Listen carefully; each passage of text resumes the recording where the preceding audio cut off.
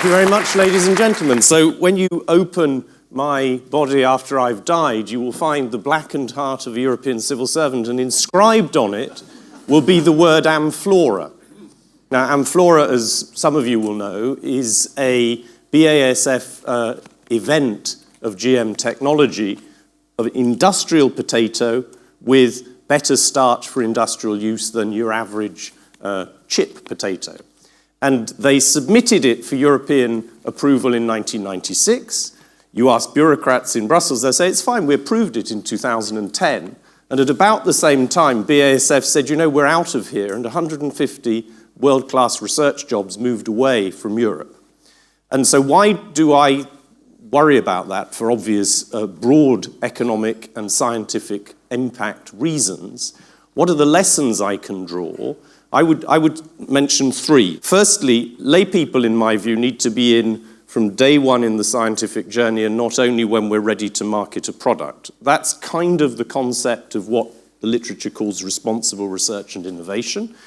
It's very challenging, but the best biotech startup CEOs I know go to primary schools in their travel to work area at least once a month, not because it's sort of good PR, but because they learn stuff that makes them think, and they come back and do better work in their company. So that would be my first point. And then when you do that, what will you find out? One of the complicating factors for Amflora was a guy called Arpad Pushtai, who did so-called research showing that it was very bad for rats.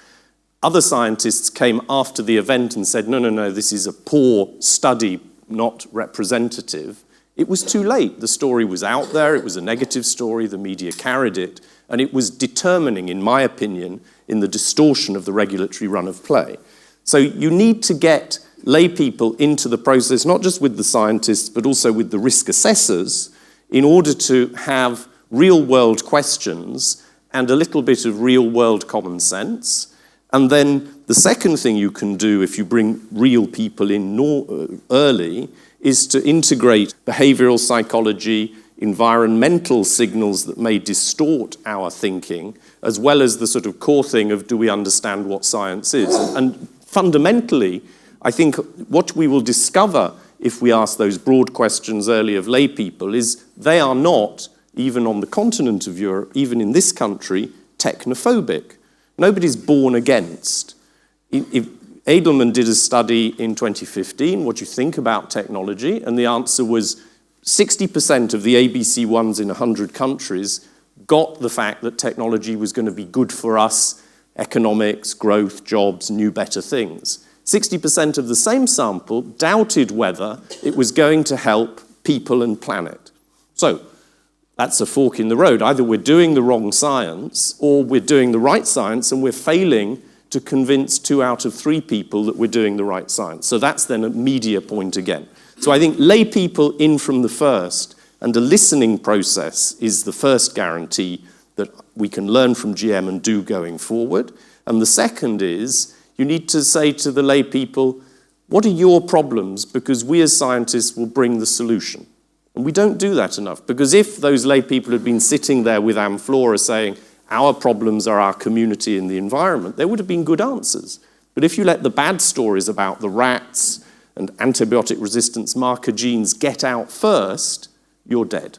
So I think that there's a huge set of lessons from GM, and I would say they're not lessons from the past, because here in England, food processors still hesitate to use GM because they haven't got a public opinion ready to see it used. So we still suffer an efficiency overhang downstream from the GM debate.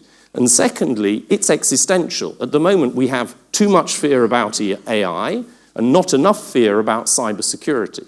And if you put those two together, and as a result we get them wrong as badly as we did GM, it's going to be today's problem, not yesterday's. Thank you.